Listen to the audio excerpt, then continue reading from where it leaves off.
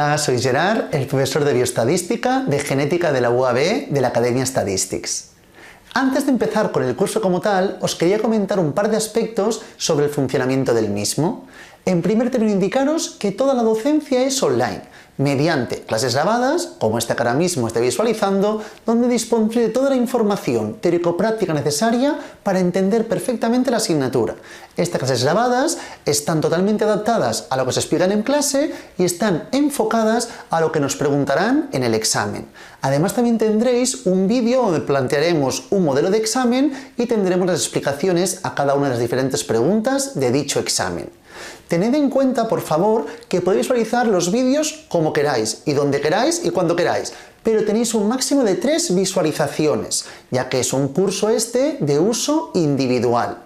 Además, esta primera clase es gratuita, pero si queréis ver las siguientes clases tenéis que ir a nuestra página web y realizar la inscripción. Una vez realicéis la inscripción, os enviaremos un PDF con toda la información de la asignatura. Tendréis los apuntes, tendréis ejercicios y también exámenes de los últimos años. Por ese motivo, importante, es imprescindible que dispongáis del dossier, ya que todo el tiempo yo iré haciendo referencia a ejercicios, a páginas que se encuentran en él. Por lo tanto, si disponéis del dossier, haréis un seguimiento adecuado del curso. Si tenéis el dossier y visualizáis los vídeos, no requerís nada adicional. Con ello es suficiente para sacar una muy buena nota en el examen. También, por último, indicaros que cuando se inicia el curso creamos un grupo de WhatsApp formado por los alumnos y por el profesor, en este caso yo mismo, que me encargaré de resolver todas vuestras dudas acerca del funcionamiento del curso. Cualquier duda que tengáis de teoría, de ejercicios prácticos, lo que sea, me lo podréis preguntar por ahí. Estaremos siempre a vuestra disposición para poder responder vuestras dudas. Y una vez dicho esto, empezamos ya con la primera clase gratuita.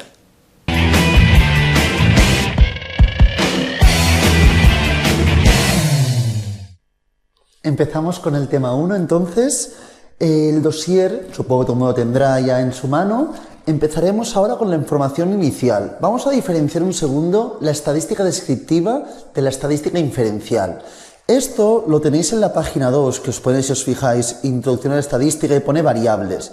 Aquí hablaré de las variables, pero antes de adentrarme en ese concepto de las variables, quiero que un segundo también visualicéis la página 5, por favor.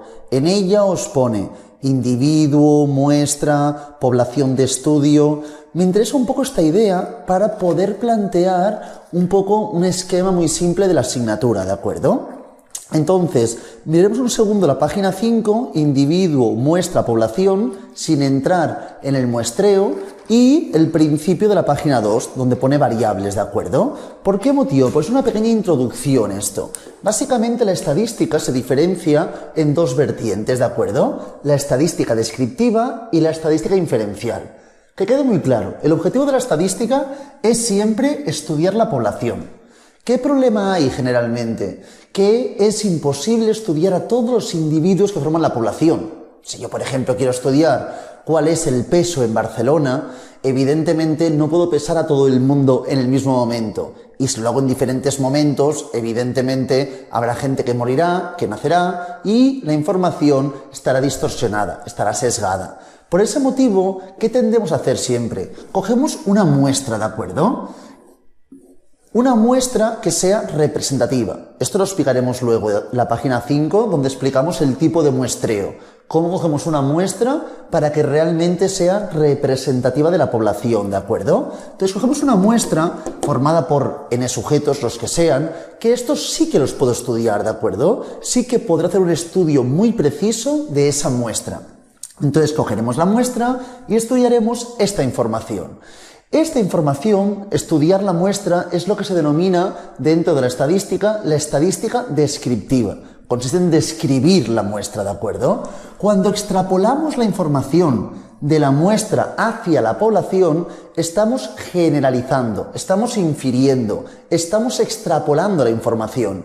Vamos de la muestra hacia la población. Esta inferencia, esta generalización de la información, es lo que se denomina estadística inferencial.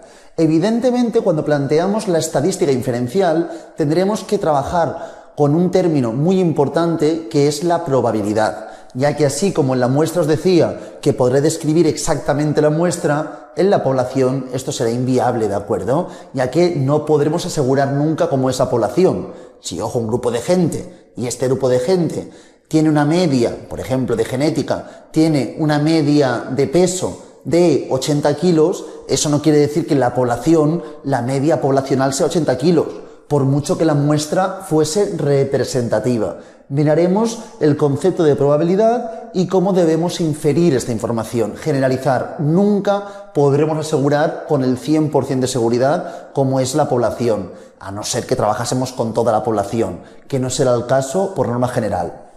Entonces, en primer término, antes de explicar el concepto de inferencia, nos centraremos en la vertiente de la estadística descriptiva. Cuando trabajamos con la estadística descriptiva, básicamente lo que trabajaremos será la muestra. Y tanto en una como en la otra, estudiamos las características de la muestra, ¿de acuerdo? Importantísimo, la población está formada por muchos individuos. Hay infinidad de individuos en muchas poblaciones, ¿de acuerdo? ¿Y qué hacemos? Cogemos una muestra formada por un conjunto de los individuos que forman parte de la población.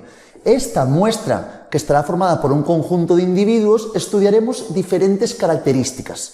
Estas características en estadística se denominan variables, ¿de acuerdo? Las variables son las distintas características que tienen estos individuos. Por ejemplo, si hablamos de individuos que sean sujetos, que sean personas, podríamos estudiar su color de pelo, su altura, su peso, las notas obtenidas en el examen, cualquier aspecto que nos pueda interesar, pero no siempre cuando hablamos de individuos hablamos de personas. Puedo hablar de bolígrafos, ¿de acuerdo? En esta sala puede haber muchos bolígrafos. Si yo cojo 3 bolígrafos y estos 3 bolígrafos serían una muestra y puedo estudiar características de los 3 bolígrafos. ¿Qué podría estudiar, por ejemplo?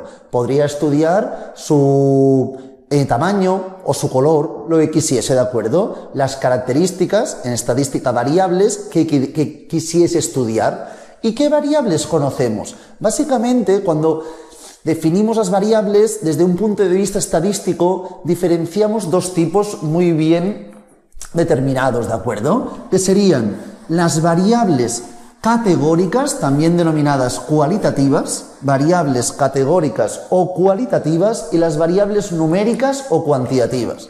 Tenemos las variables que diferenciamos las cualitativas de las cuantitativas. Evidentemente las qualis hacen referencia a atributos.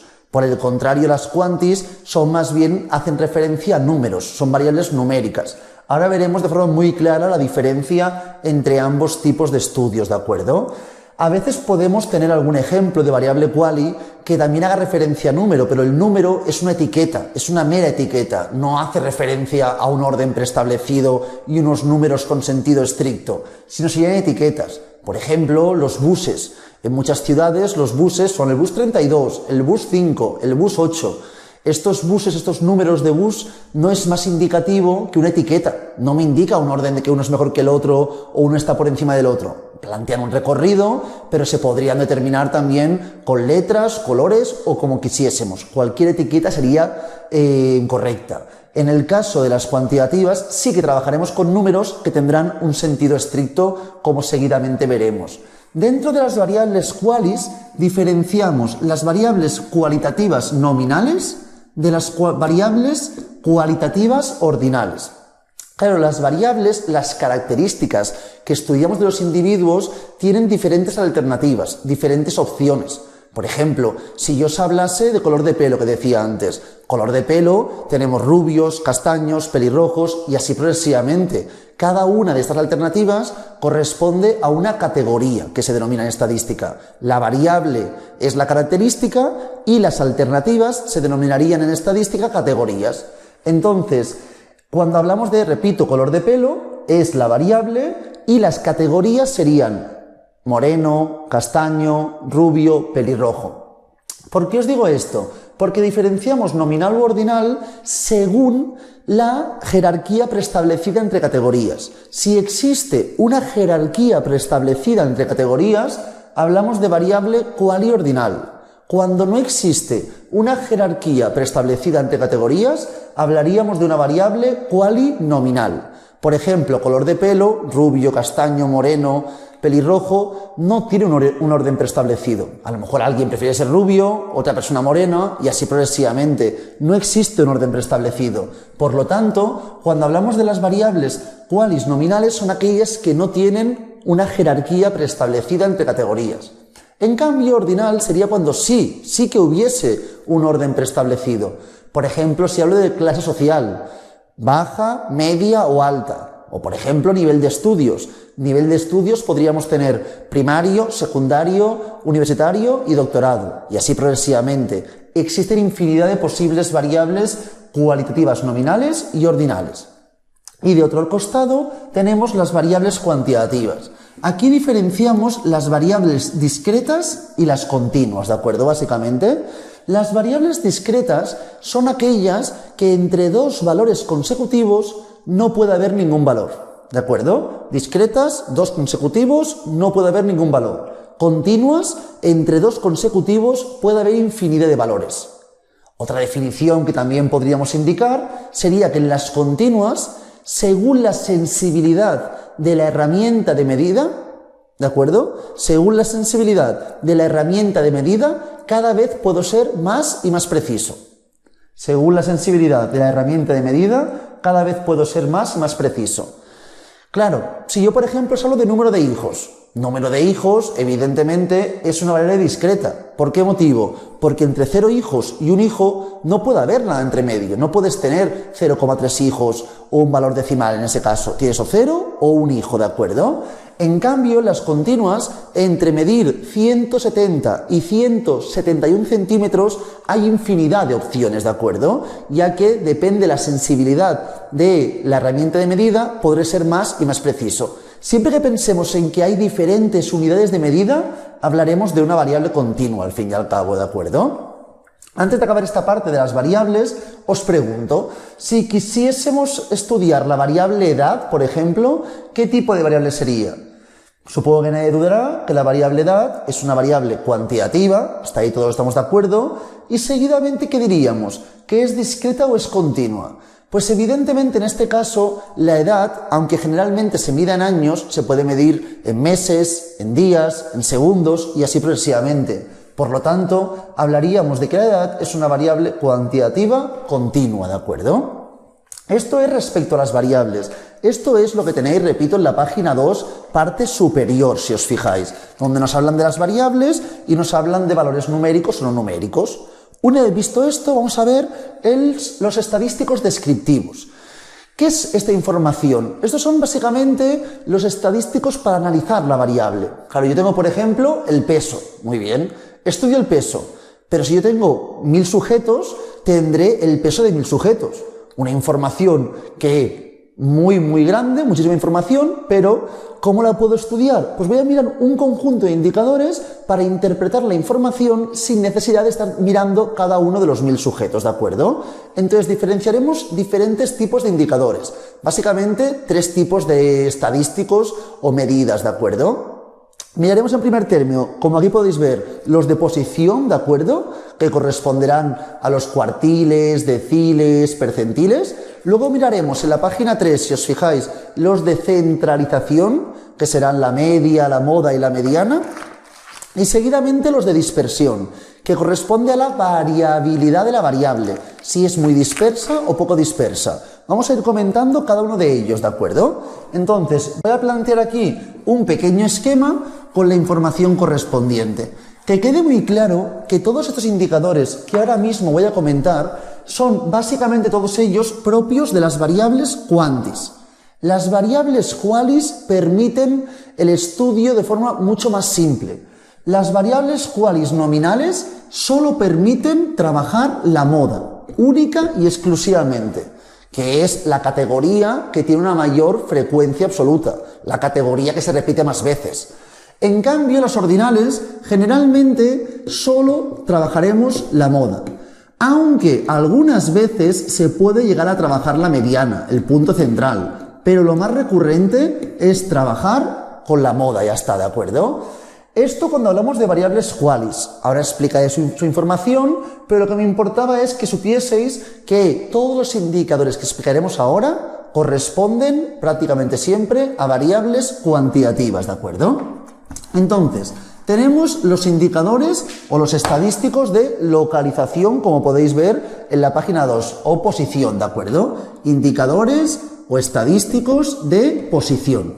En este caso, ¿cuáles diferenciamos? Tenemos básicamente la mediana, disponemos también de los cuartiles, mediana, tenemos los cuartiles, también los deciles y también estudiaremos los percentiles, que también se pueden denominar centiles. Percentiles o centiles, ¿de acuerdo? Entonces, básicamente en este caso, los indicadores de posición, ¿qué nos indican? No dice la palabra ya, la posición de cada sujeto. Todos esto una vez lo hemos hecho. He sacado en el examen un 4, pero es que he sido de los mejores de la clase. Vale, muy bien. Pero entonces, ¿cómo puedo indicar esto? Con el indicador de posición.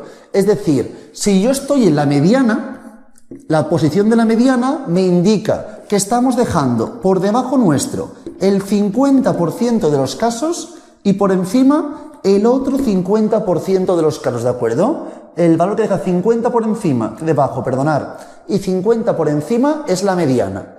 Si hablamos de un examen y la nota mínima es un 0 y la máxima es un 10, ¿cuánto valdrá la mediana? Tendemos a pensar que la mediana sería 5. No es cierto. La mediana no es el punto central entre el máximo y el mínimo. Es el sujeto que deja por debajo el 50% y por encima el otro 50%.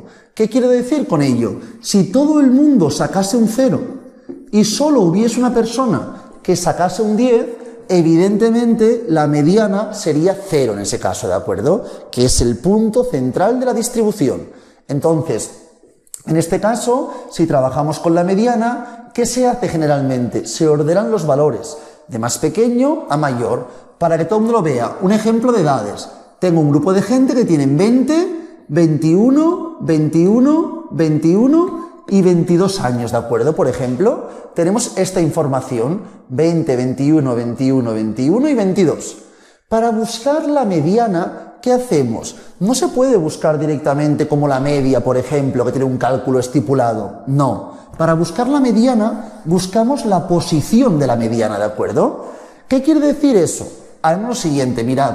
Buscaríamos la posición de la mediana, que corresponde a n más 1 entre 2, ¿de acuerdo? Donde n corresponde al número de sujetos de la muestra. La n corresponde al número de sujetos de la muestra. En este caso disponemos de 5 sujetos. 5 más 1, 6, entre 2, 3. Entonces, ¿qué haríamos? Buscaríamos dónde se encuentra la posición 3. Este es la 1, el 2, el 3, el 4 y el 5. En este caso, no hay duda, esta sería la mediana. La mediana sería tener 21 años, porque deja el 50% de los casos por abajo y el otro 50% de los casos por encima. Si hablásemos de un caso donde la n fuese par, aquí es impar, n5, si fuese par, por ejemplo, añado aquí un 22, ¿de acuerdo? Tendríamos 6 sujetos. Plantearíamos 6 más 1, 7, entre 2, 3,5. Claro, aquí no me daría un valor concreto, me daría entre dos valores, entre el 3 y el 4. Muy sencillo, para buscar la mediana, cuando tengamos un ejemplo par y tengamos que estar entre dos valores, ¿qué haremos? La media de ambos valores obtenidos en la parte central. Buscaríamos la media de los dos obtenidos. Aquí, como es el mismo, la mediana, no hay duda, sería 21. Si este fuese 22, la mediana sería 21,5. Y así progresivamente se podría ir haciendo el ejercicio. Esto es la mediana, que repito, es el punto central de la distribución. Pero más allá de la mediana, también tenemos los cuartiles. Claro, la mediana, ¿qué hace? Divide la distribución en dos partes. Una parte, parte inferior, y otra parte, parte superior. Por lo tanto, para dividir en dos partes requiere un corte. Cuartiles divide en 4 partes. Para dividir en 4 partes requiero 3 cortes. El cuartil 1 dejará el 25% de los casos por debajo y el 75% de los casos por encima. 25, 75. El cuartil 3 dejaría 75% de los casos por abajo y 25% por arriba. Evidentemente la mediana corresponde al cuartil 2, que dejaría 50 y 50. Esta es la idea del cuartil. Si yo os digo que de peso de la clase ocupo el cuartil 3, quiere decir que hay un 75% de la clase que pesa menos que yo y un 25% que pesa más que yo. Esto se puede extrapolar a cualquier ámbito y el concepto siempre es el mismo. Más allá de los cuartiles también tenemos los deciles. Deciles tenemos 9, porque tenemos que dividir la distribución en 10 partes. Y para dividir en 10 partes nos hacen falta 9 cortes. Por ejemplo, el decil 1. Decil 1 dejará por debajo suyo el 10% y por encima el 90%, ¿de acuerdo? Decil 1, 10 por debajo, 90 por encima. Y así progresivamente. El decil 3, por ejemplo, decil 3 dejará 30% por debajo, 70% por arriba. El decil 8 dejará por encima suyo 20% y por debajo 80%. Funcionan todo igual con múltiples de 10, ¿de acuerdo? Tenemos 9 deciles. ¿Qué decil equivale a la mediana o cuartil 2? Pues evidentemente el decil que equivale a la mediana o cuartil 2 correspondería al decil 5, ¿de acuerdo? El decil 5 corresponde a la mediana o cuartil 2. Además, también disponemos de los percentiles o centiles. ¿Cuántos percentiles o centiles tenemos? Misma idea que antes, por favor. Si queremos dividir en 100 partes, requerimos 99 percentiles o centiles. Por ejemplo, el percentil 3 dejará directamente lo que me indica el número, el 3% por debajo y el 97% por encima. Percentil 3, 3% por abajo, 97% por arriba. El cuartil 1, pues corresponde al percentil 25. El decil 8 corresponde al percentil 80. La mediana corresponde al percentil 50. Y así progresivamente. Así progresivamente disponemos de cada uno de los 99 percentiles. Si yo os pregunto, el percentil 36, ¿cuánto deja por encima suyo? Pues si yo ocupo el percentil 36 en la altura, quiere decir que el 64% de la clase es más alta que yo. Y ya está, ¿de acuerdo? Esta es la información correspondiente a los indicadores de posición. Es muy interesante porque nos aporta información sobre la posición que ocupa cada individuo y puede ser interesante para saber la distribución de la variable. Más allá de esta información de los indicadores de posición, también tenemos estadísticos o indicadores de centralización, ¿de acuerdo? Indicadores o estadísticos de centralización. Estos los tenéis ya, si os fijáis, en la página 3, ¿de acuerdo? En la página 3 tenéis ya estos indicadores o estadísticos. Aquí básicamente miraremos 3 tipos: la media, la mediana y la moda. Media, mediana y la moda. La mediana ya la he explicado anteriormente, entonces no volveré otra vez a explicarla. Ya hemos indicado que la mediana corresponde al valor que deja 50% por encima y 50% por abajo, ¿de acuerdo? Pero además de la mediana tenemos la moda. La moda corresponde ¿a qué? Al valor que se repite más veces, ¿de acuerdo? La moda corresponde al valor más repetido. Es la palabra que ya sabemos todo el mundo, que se utiliza en la vida cotidiana para indicar lo que todo el mundo usa, ¿verdad? Pues aquí lo mismo. En el ejemplo que tengo en la pizarra de edades, ¿de acuerdo? Tenemos 20, 21, 21, 22, 22 y 22. Por lo tanto, en este caso, la moda correspondería a 22, ya que es, sin lugar a duda, el número que más veces se repite. El 20 se repite una vez, el 21 se repite 2 veces y el 22 se repetiría 3 veces, ¿de acuerdo? Así es como calcularíamos la moda en este caso. Moda 22, el más repetido.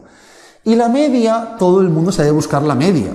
Es el sumatorio de todos los valores entre n. Por hacerlo más simple a veces, podemos hacer sumatorio de cada uno de los valores por su frecuencia absoluta. ¿Qué quiere decir? Si yo os planteo la fórmula de antes, haríamos lo siguiente. Mirad, en el ejemplo de la pizarra, haría 20 más 21 más 21 más 22 más 22 más 22. Todo ello entre 6. Si hay pocos casos, no pierdo mucho tiempo, pero es que aquí que haremos lo siguiente, 20 más 21 dos veces, más 22 tres veces, entre 6. Si hubiese 20 22s, por ejemplo, sería un poco cansado poner 20 veces el 22. Más cómodo, 22 por 20 en ese caso, ¿de acuerdo? Y así es como buscaríamos la media de forma más rápida. Claro, ¿qué es mejor? ¿Trabajar con la media o con la mediana? Hay que ser conscientes de que la media es más sensible. ¿Qué quiere decir más sensible? Que ante la presencia de algún valor extremo, rápidamente la media se ve más afectada, se ve distorsionada, se ve sesgada. La mediana, por el contrario, es mucho más robusta. Los valores extremos le afectan menos y al afectarle menos queda menos distorsionado. Por lo tanto, cuando existan valores extremos, es más recomendable muchas veces trabajar con la mediana. Mirad un segundo para que sea más claro.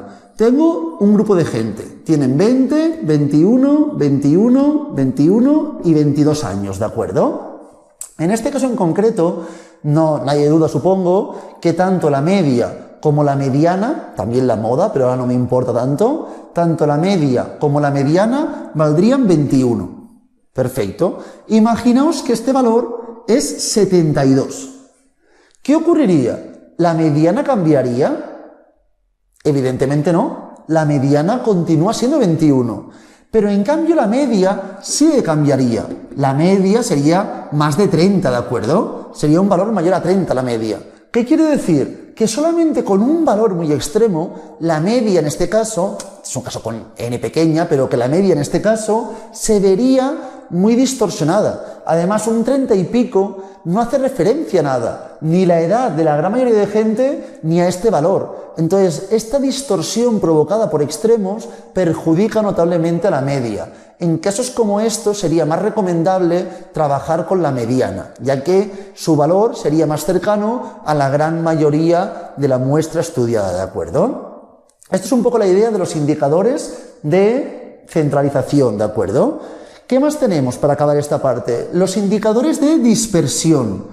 Indicadores o estadísticos de dispersión. También se pueden denominar indicadores de variabilidad. Estos los tenéis, si os fijáis ya, en la página 4 del dossier, ¿de acuerdo? Si veis la página 4 tenéis aquí estadísticos de dispersión. Vamos a ir mirando cada uno de ellos. Primero de todo, quiero que entendamos un segundo qué es la dispersión, qué es la variabilidad. Claro, a veces nos puede interesar cómo de similares son los valores de una variable, ¿de acuerdo?, en un grupo de gente. Por ejemplo, en un grupo de gente en vuestra clase, quiero mirar cuál es la edad media. Entonces, quiero saber si de la edad hay mucha o poca variabilidad. Si todo el mundo tiene la misma edad o tienen edades diferentes, ¿de acuerdo? Entonces, nos sirve para analizar la homogeneidad de la variable, si realmente son similares los valores o son muy distintos. En un examen, si hago un examen muy sencillo, yo esperaré que todo el mundo saque notas muy elevadas, por lo tanto que sean homogéneas, que sean poco variables, que sean constantes las puntuaciones. Si hago un examen muy difícil, habrá gente con puntuaciones muy elevadas y gente con puntuaciones muy bajas. Ahí puede haber más variabilidad. O por ejemplo, si hablo de la edad en un grupo de primero de primaria, en principio no debería haber prácticamente nada de variabilidad, debe ser muy homogéneo. Todo el mundo tiene 6 años en primero de primaria, en principio. En cambio, si hablo de una sala de cine, en una sala de cine puede haber evidentemente edades muy dispersas, mucha variabilidad. ¿Y qué indicadores tenemos? ¿Qué estadísticos tenemos para medir la dispersión? Pues miraremos unos cuantos. En primer término, miraremos el rango. También se puede denominar el rango amplitud o recorrido. Son sinónimos, ¿de acuerdo? Rango, amplitud o recorrido. Además del rango, también miraremos el rango intercuartílico. Aquí lo tenéis con una RQ, se puede poner de muchas formas. Yo pongo IQR, es el rango intercuartílico, ¿de acuerdo? ¿Qué más tenemos en este caso? Tenemos también la varianza, que se representa con una S cuadrado. Varianza que se ve representado con una S cuadrado. Y tenemos también la desviación estándar o desviación típica, que se representa mediante la S. Y para finalizar, disponemos del coeficiente de variación de Pearson. Estos son los indicadores por excelencia. Igualmente miraremos cuál de ellos nos interesa más y cuál menos, ¿de acuerdo? Empezaremos por el rango. El rango tiene un cálculo muy sencillo. Corresponde al valor máximo de la distribución menos el valor mínimo de la distribución. ¿Qué pensáis en este caso? Que estamos hablando de un caso, de un ejemplo, donde será un indicador muy sensible o muy robusto, por favor. Evidentemente, supongo que nadie dudará que es muy sensible. ¿Por qué es muy sensible? Mirad, imaginaos que tengo 200 personas, ¿de acuerdo? Estas 200 personas tienen una edad entre 17 y 19 años. Por lo tanto, si aquí me preguntasen el rango, diríamos que el rango es 2, 19 menos 17. Perfecto. Un rango de 2 años parecería indicarnos que hay, evidentemente, poca dispersión, poca variabilidad, que hay mucha homogeneidad de los valores, ¿de acuerdo? Pero imaginaos que añado una persona más. La persona 201, ¿de acuerdo? Al añadir esta persona más, esta persona tiene 80 años. Si añado una persona que tiene 80 años, ¿qué ocurre? Que el rango pasaría de ser 2 a 80 menos 17, 63. ¿Qué ocurre? Que solamente añadiendo una persona pasamos de 2 a 63. Claro, ¿qué parecía con el 2? Que la variable era muy homogénea. ¿Qué parece con el 63? Que es muy dispersa, pero evidentemente es ficticio, no es muy dispersa, hay mucha homogeneidad. Prácticamente todo el mundo tiene la misma edad. Únicamente existe una persona que me está distorsionando por completo, de ahí que diga que es muy sensible. Por eso el rango como indicador único para estudiar la dispersión no sería ni mucho menos el indicador más adecuado, ¿de acuerdo? Más allá del rango, tenemos el rango intercuartílico. El rango intercuartílico es la distancia que hay entre el cuartil 3 y el cuartil 1, ¿de acuerdo? Rango intercuartílico, distancia que hay entre cuartil 3 y cuartil 1. Claro, imagínate una distribución. El cuartil 1 deja por debajo suyo el 25% de los casos. Y el cuartil 3 deja por encima suyo el 25% de los casos. Si yo estoy estudiando este espacio de aquí, estoy estudiando el 50% central de la distribución. Este espacio no lo estudio y este tampoco. Por lo tanto, ¿dónde quiero llegar? A indicaros que el rango intercuartílico es un indicador muy robusto. Muy robusto, ¿por qué? Porque solo estudia la mitad de la gente. El 25% de casos más extremos, que no tienen por qué serlo, superior, y el 25% inferior, los elimina. Y solo trabaja con el 50% central. Una vez visto esto, vamos a mirar los indicadores que utilizaremos en mayor uso, ¿de acuerdo? Que tendrán un uso mucho mayor que el rango y el rango intercuartílico. En primer término comentaremos la varianza. La varianza nos sirve ¿para qué? Para lo siguiente, mirad. Imagino que tengo un conjunto de sujetos y yo tengo aquí la media. ¿Qué voy a hacer? Para calcular la varianza, que es un indicador que tiene mucho sentido realmente, es calcular la distancia entre cada valor respecto a la media. Por ejemplo, si la media es 80 kilos y yo peso 83 kilos, la distancia de 83 a 83 es el valor a partir del cual calcularé la varianza. No solo el mío, de cada sujeto. Si este sujeto tiene un peso de 75 kilos, 75 menos 80, que es la media, menos 5. Entonces haremos las distancias, las diferencias de cada valor respecto a la media. ¿Qué ocurre? Que estas diferencias pueden ser positivas o pueden ser negativas. Para que no se compensen valores y esto repercuta en valores pequeños de la varianza, lo que se hace es elevar al cuadrado. Para calcular la varianza, hacemos el sumatorio de cada uno de los valores menos la media, pero lo elevamos al cuadrado. ¿Con qué intención? Con la intención de que no nos queden valores negativos y positivos que se compensen y todo ello entre n-1.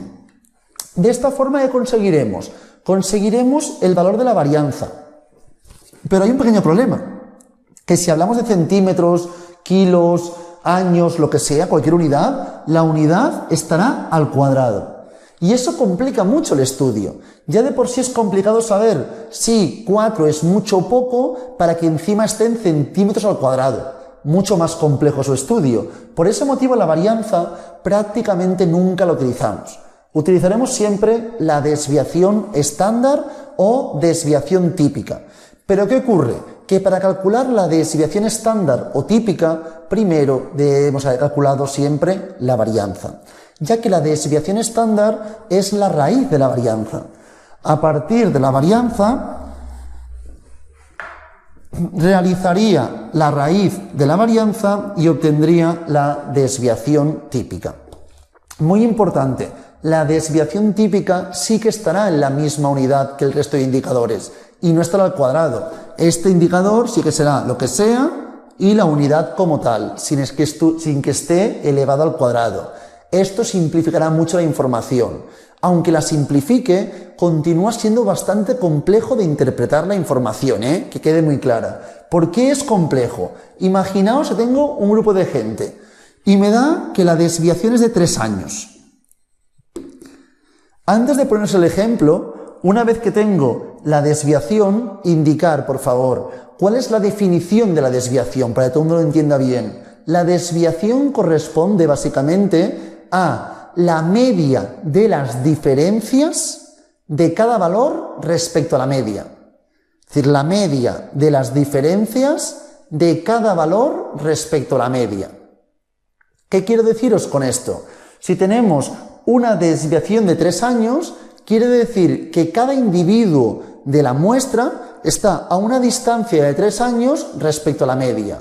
Evidentemente no estarán todos a 3 años. Habrá gente que esté a una distancia de 0, de 1, de 2, de 3, de 4, 5 y así progresivamente. La media de las distancias será 3 años, ¿de acuerdo? Por lo tanto, si ya de por sí es un poco liosa la definición, si os digo, una desviación de 3 años, ¿es mucho o poco?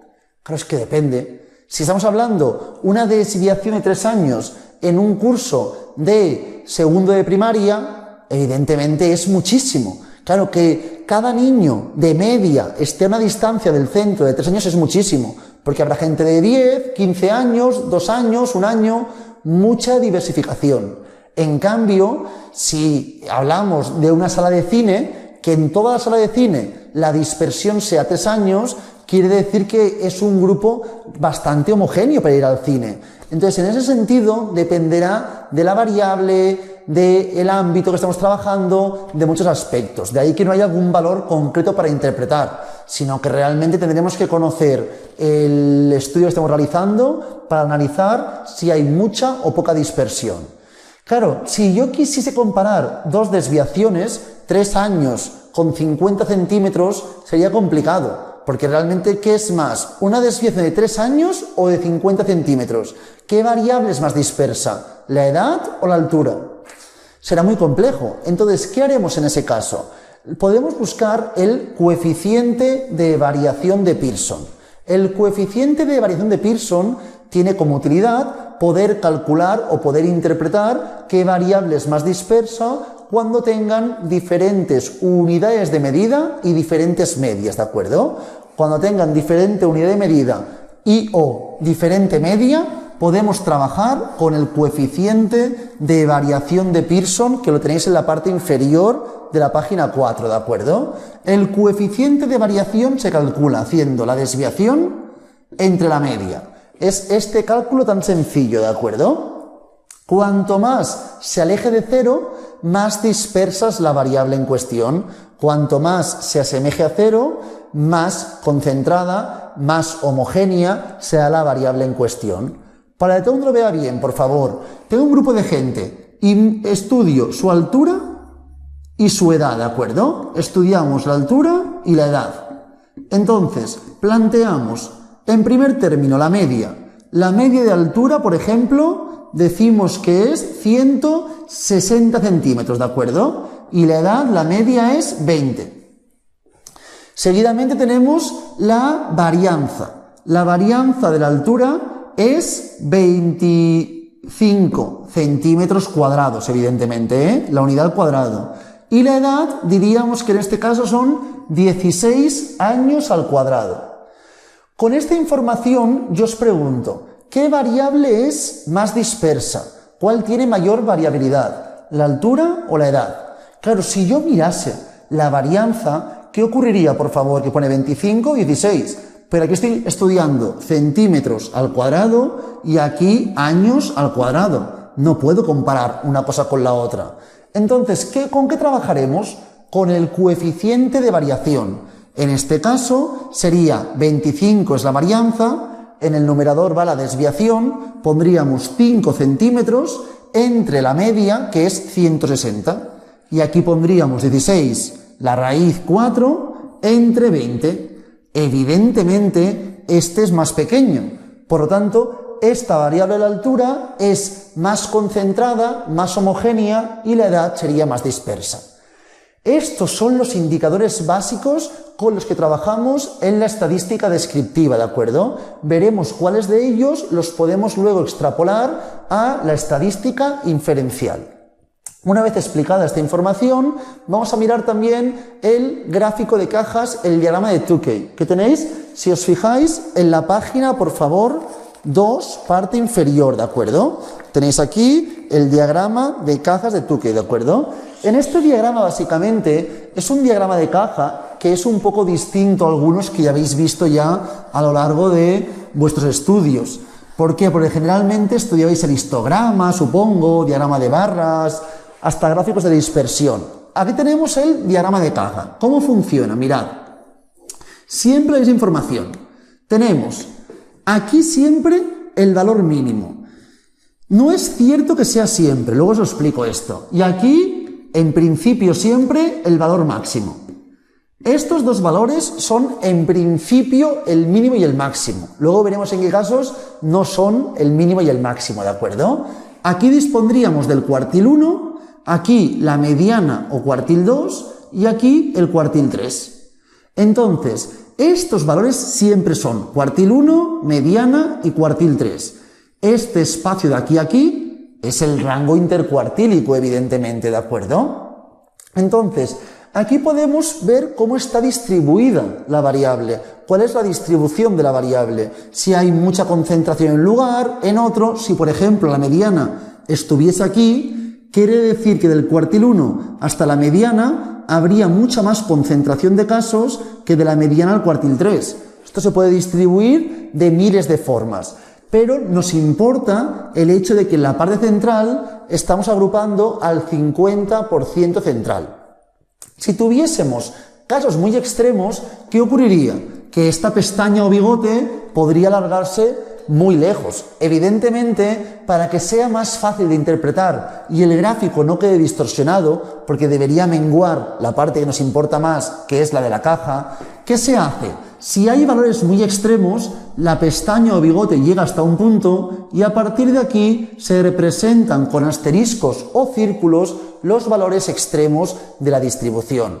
Por eso digo que estos tres son siempre cuartil 1, el 2 y el 3, pero el mínimo y el máximo no siempre serán el final del bigote o pestaña, porque a veces puede ser que tengamos algún valor extremo que esté más alejados del bigote o la patilla, ¿de acuerdo? Del extremo de bigote o patilla. Entonces, es un gráfico donde se puede visualizar rápidamente cómo está distribuida la información, sabiendo los cuartiles, la mediana y valores máximos y mínimos en términos generales, ¿de acuerdo? Una vez hemos visto esto, vamos ya a la siguiente parte. Si os fijáis ahora mismo en el dossier, hemos explicado la página 2, la página 3 y la página 4. Tenéis aquí ejercicios para hacer, son muy sencillos. Si alguien los quiere practicar, que los practique y me los puede preguntar por el WhatsApp o me los puede preguntar en la clase de dudas o cualquier duda que tengáis lo podéis comentar. Pero esta parte es más sencilla. Ahora vienen las páginas 5 y 6 para acabar ya esta clase primera. En la parte de la página 5 hemos comentado ya individuos, muestra y la población. Pero hay una cosa que no he comentado antes que voy a indicar que es el tipo de muestreo. Esto realmente os lo preguntan poco, pero bueno, por si acaso, mejor tenerlo hecho para que todo el mundo lo entienda bien, ¿de acuerdo? Cuando hablamos del muestreo, ¿a qué hacía referencia? Hemos dicho que para estudiar la población cogíamos una muestra. Y la muestra, evidentemente, debe ser representativa de la población. Entonces, yo disponer de la población y querré coger una muestra con el objetivo de posteriormente inferir, extrapolar la información. Para realizar esta inferencia es importante que la muestra sea lo más representativa posible. Para que sea representativa, ¿qué quiere decir? Que todos los individuos deben tener la misma probabilidad de formar parte de la muestra. Todos los individuos deben tener la misma probabilidad de formar parte de la muestra. Básicamente existen infinidad de muestreos posibles. Aquí os comentan dos solamente, que son el muestreo aleatorio simple y el muestreo sistemático, ¿de acuerdo? ¿Cómo funciona cada uno de ellos? El aleatorio simple es con diferencia el más básico de todos. Consiste en extraer directamente al azar el número de personas que queremos que formen la muestra. Si tenemos una población formada por ejemplo, 2.000 personas, ¿de acuerdo? Y queremos coger a 20 personas al azar directamente. Pues cogemos una persona, una y una, no eligiéndolas, siempre mediante algún método azaroso que sea congruente. Y así cogeríamos a las personas que van a formar parte de nuestra muestra, ¿de acuerdo? Otra opción es el muestreo sistemático. Claro, si yo cojo 20 personas, por ejemplo, tengo 2.000 personas que estudian en la autónoma, ¿de acuerdo? No es el caso, son más, pero bueno, 2.000 personas estudian en la autónoma. Entonces, ¿qué hacemos? Si cogemos 20 personas y los números están ordenados 1, 2, 3, 4, 5, hasta el 2000, están ordenados todos según carreras, genética, biología, y así progresivamente. Si me salen 20 personas, pueden estar evidentemente las 20 dentro de genética o 20 dentro de biología. El azar puede dar eso. Para que eso no ocurra, ¿qué se hace? Hacer una distribución o un muestreo sistemático. ¿Qué quiere decir? Si queremos estudiar 20 sujetos y tenemos en total 2.000 sujetos, hacemos una pequeña división. 2.000 entre 20, que evidentemente nos da 100 esto, ¿verdad? ¿Qué quiere decir? Cogeremos una persona de cada 100.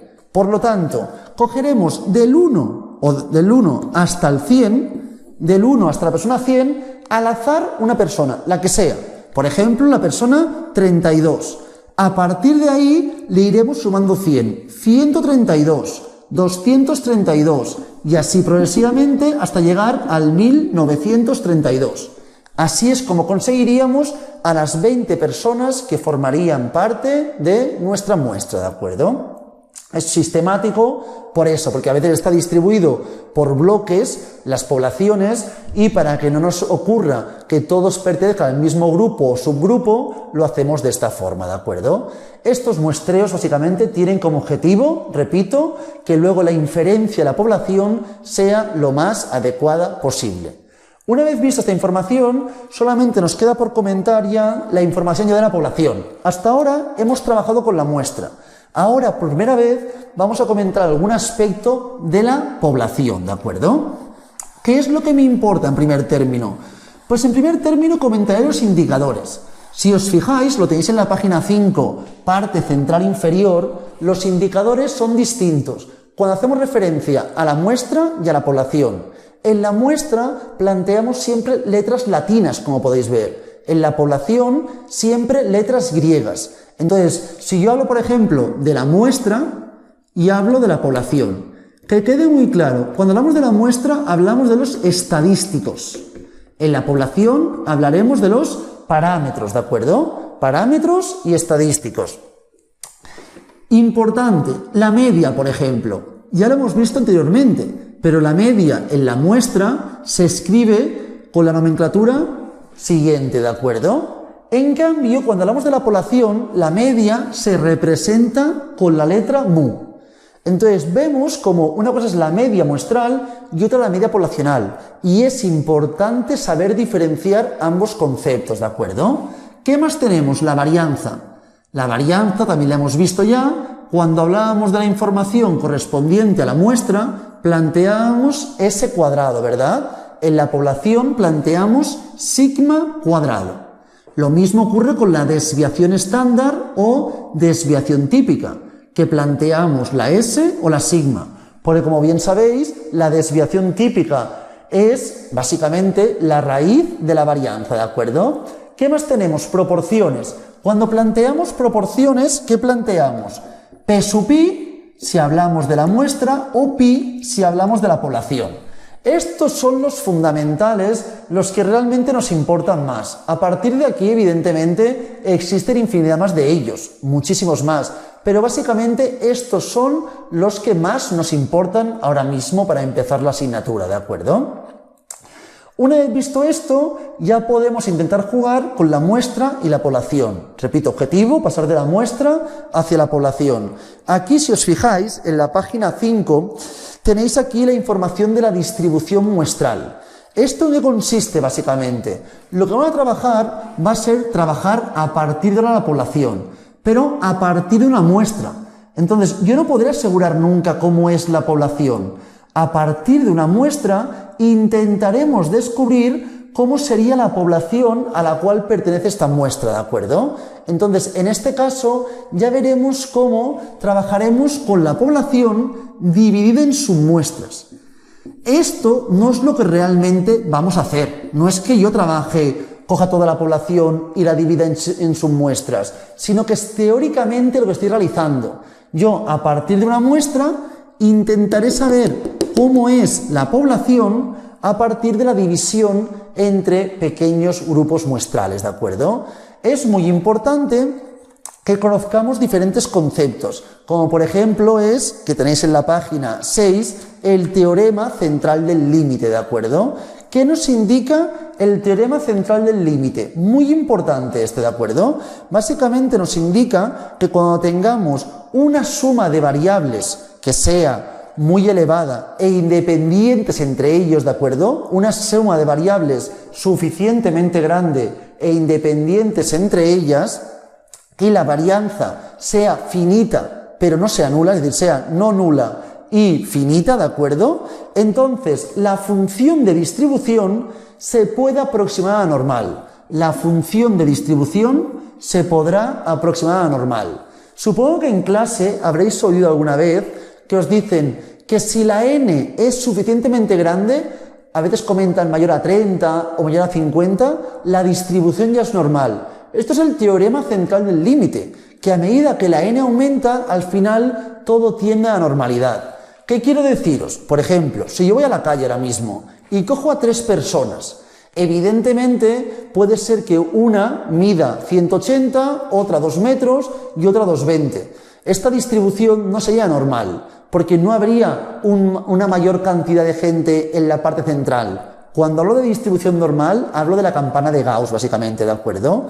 En cambio, si voy a la calle y cojo a 100 personas al azar, seguramente la gran mayoría me dirán cercano a 170, la gran mayoría. Algunos por debajo de 150 y otros por encima de 190, pero la gran mayoría estará en el centro. La distribución será algo así, concentración en la parte central y en los extremos mucho menor proporción de gente. ¿Dónde quiero llegar con esto? Pues que básicamente la información correspondiente al teorema central del límite nos indica que a medida que aumenta la n, cada vez es más probable que la distribución se aproxime a la normal. Y luego tenemos otro teorema que también es importante para entender la distribución normal, que es la ley de los grandes números. ¿Qué nos indica la ley de los grandes números? Nos indica que a medida que la muestra vaya aumentando, si hablamos de medias, por ejemplo, a medida que la muestra vaya aumentando, la media de esta muestra será cada vez más probable que se asemeje a la media poblacional. Es decir, imaginaos que la media poblacional en Barcelona es de 30 años, ¿de acuerdo? Si yo cojo una muestra formada solamente por 3 sujetos, es muy probable que la media de esta muestra sea muy distinto a 30 años. Puede ser 30, pero puede ser muy distinto. Lo que es innegable es que a medida que la muestra vaya aumentando, cada vez la media muestral será más parecida, se va a asemejar más a la media poblacional. Si al fin y al cabo tuviésemos una muestra formada por infinitos sujetos, si fuesen infinitos, la media muestral sería igual a la media poblacional, evidentemente, ¿de acuerdo? Entonces, la ley de los grandes números nos indica que, una vez sabemos que la distribución es normal, cuanto mayor sea la n, más se va todo a concentrar en la parte central, ya que las distribuciones de de muestras de tamaño grande serán sus medias muy parecidas entre ellas. Si cogemos grupos de 3 personas, será muy probable que aquí esté una media, aquí otra y aquí otra. Si trabajamos con medias de 2000 sujetos, todas las medias estarán en un punto muy cercano a la media poblacional. Esto igualmente es teoría que no me importa en exceso, pero es para entender lo que ahora explicaremos, que es la distribución normal, y con esto acabamos por aquí hoy. El próximo día volveré a dar 2 pinceladas rápidas de la distribución normal. E igualmente, si alguien tiene alguna duda de alguna teoría, la podemos volver a explicar sin ningún tipo de compromiso. Pero es por no perder más tiempo ahora mismo, ¿de acuerdo? Entonces, si os vais un segundo, por favor, a la página 6, parte inferior, tenéis la información para hacer la distribución normal, la ley normal. Si os fijáis en la parte inferior derecha, os pone ley normal N01. ¿Qué quiere decir esto? Mirad, la distribución normal que corresponde a la campana de Gauss tiene distintas características que debemos conocer, ¿de acuerdo?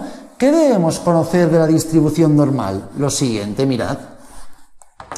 La distribución normal tiene el punto más elevado, que es la media poblacional, que hablo de la población, pero también equivale a la mediana, es decir, deja por debajo suyo el 50% de los casos y por encima el otro 50%, ¿de acuerdo? Entonces, aquí tenemos la media, sea una distribución cual sea. Siempre para plantear la normal planteamos la mu y la sigma. Imagínate un ejemplo cualquiera que pone n 75. Quiere decir que en este caso la media es 70 y la desviación 5. Así es como se plantea la información. Entonces, en el centro, la media sería 70. Imaginaos que me preguntan cuál es la probabilidad que una persona, si hablamos de peso, pese más de 80 kilos. Probabilidad de pesar más de 80 kilos. Me están preguntando por este espacio de aquí. Si tuviésemos la función de densidad de esta variable, podríamos trabajar con integrales. Pero como no dispondremos de ello nunca, trabajaremos con la tabla que disponéis en la parte inferior de la página 6, ¿de acuerdo? En ella buscaremos la z, es decir, siempre cualquier distribución, sea cual sea, 75, 38, lo que sea, siempre la vamos a tipificar, a estandarizar, y trabajaremos con la normal tipificada o estandarizada, donde la media es 0, y la desviación típica es 1. En este caso tendríamos lo siguiente. Tendríamos que la media es 0 y ¿qué haríamos? Muy importante, buscaremos la z. ¿La z corresponde a qué? Corresponde al número de desviaciones típicas que hay entre mi valor y la media. El número de desviaciones típicas que hay desde mi valor hasta la media corresponde a la z. En este caso, cada desviación típica es 5. Por lo tanto, del 80 al 70, en este caso hay 2 desviaciones típicas, ¿de acuerdo? Por lo tanto, así es como trabajaríamos con esta información, ¿de acuerdo? Mirando el número de desviaciones típicas que habría. En este caso, plantearíamos que es 80, ¿de acuerdo? Menos 70 entre, en este caso, la desviación típica. 80 menos 70 entre la desviación, ya que la fórmula es la siguiente. La media muestral menos la poblacional entre sigma. Entonces, así buscaríamos z, en este caso 80 menos 70 entre 5 nos dará igual a 2. Y aquí tendremos el 2, ¿de acuerdo? Que será la z correspondiente. Todo esto cuando trabajemos con una n genérica. Si tuviésemos una n concreta, nos dijesen, por ejemplo, que la n es igual a 20 en el estudio, ¿qué haríamos? Muy importante, en vez de 5 aquí, pondríamos 5 entre y haríamos siempre lo mismo, raíz de 20. Para hacerlo más sencillo pondremos 25 y pondremos 5 entre raíz de 25, ¿de acuerdo? Y así es como funcionaría la información. Esta fórmula sería entre raíz de n. Esto, repito, si conociésemos n en el enunciado. Si el enunciado no me dice n, haríamos lo de antes. Si me dice la n, trabajaríamos de esta forma. 5 entre 5, 1, aquí la z valdría 10. Y así haríamos el ejercicio. Ahora voy a plantear el anterior que hacía, suponiendo que no conocemos n, ¿de acuerdo? Si no conociésemos n, tendríamos esta información y esto sería 2.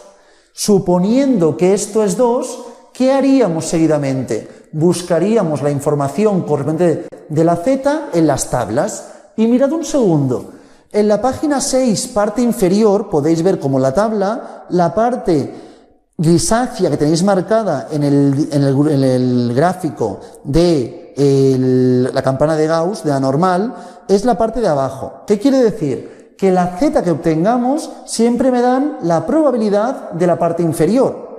Y como sabemos que todo es 100%, si yo sé que por aquí abajo tenemos el 90%, aquí arriba tendríamos el 10%, ¿de acuerdo? Siempre son complementarios, pero que las tablas siempre me dan la parte inferior de la distribución. En este caso, ¿qué haríamos? Buscaríamos el número 2, que el 2 evidentemente también se encuentra a 2 desviaciones típicas del centro en la tipificada. Entonces, en este caso, si os fijáis, el número 2, buscamos la z, 2,000. No sale, aparece el 1,99, si os fijáis. Es la z mayor que aquí aparece, 1,99. Ya que no dispongo del 2, trabajaremos con esta, 1,99. Y 1,99 corresponde en este caso que deja por debajo 0,9767. Por lo tanto, dejará por encima 0,0223, ¿de acuerdo? Perdón, 33. 0,0233. Esta es la probabilidad que deja por encima suyo. Por lo tanto, el 2,33% de la población tendrá un peso superior a 80 kilos, ¿de acuerdo? En este caso, repito, si trabajásemos con n, la información cambiaría porque aquí pondríamos raíz de n. Pero la idea es siempre la misma, ir a las tablas y buscar la información. Ahora haremos una cosa, antes de acabar la clase de hoy, os dejo 2 minutos para plantear el ejemplo que se encuentra en la parte central de la página 6. Planteemos un segundo este ejercicio.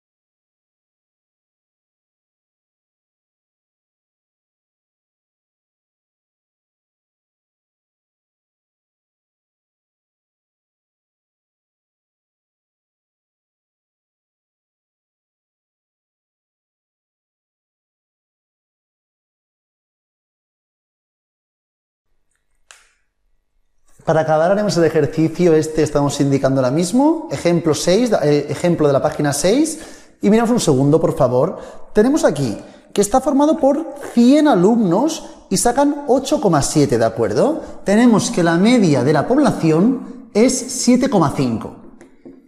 Y tenemos que nuestro grupo de gente saca un 8,7. No hay duda que saca mejor que el resto de la población. Pero vamos a ver hasta qué punto esta nota respecto al resto de grupos de 100 sujetos es muy elevada o no es tan elevada, ¿de acuerdo? Entonces, miramos la información, buscamos la Z para poder buscar en las tablas que disponemos en la parte inferior de la página 6 y planteamos la fórmula. En este caso, al conocer la n, planteamos la n, ¿de acuerdo? Tendríamos 8,7 menos 7,5 entre la desviación, que es 2, raíz de n, que es 100, ¿de acuerdo? Nos queda 1,2 entre 2 entre 10. 1,2 entre 0,2, 6. La z vale 6 en este caso.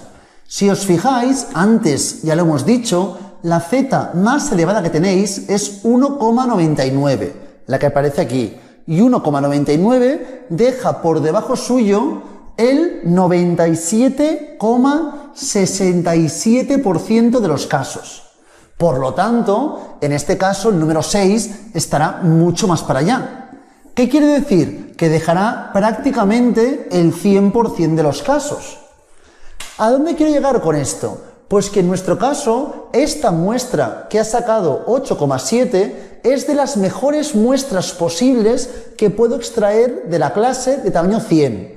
¿Por qué? Porque esta muestra deja prácticamente el 100% de las medias de los grupos de tamaño 100 por debajo suyo. Prácticamente es imposible obtener una muestra de 100 sujetos que obtengan mejor nota que el 8,7. Esta es la explicación que deberíamos entender de esta información.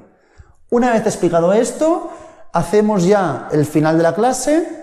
Si tenéis alguna duda de cualquier cosa, me lo podéis comentar ahora mismo por el grupo de WhatsApp y yo, ya sea mediante vídeo o mediante una explicación con una hoja, os explicaría aquellas dudas, ¿de acuerdo?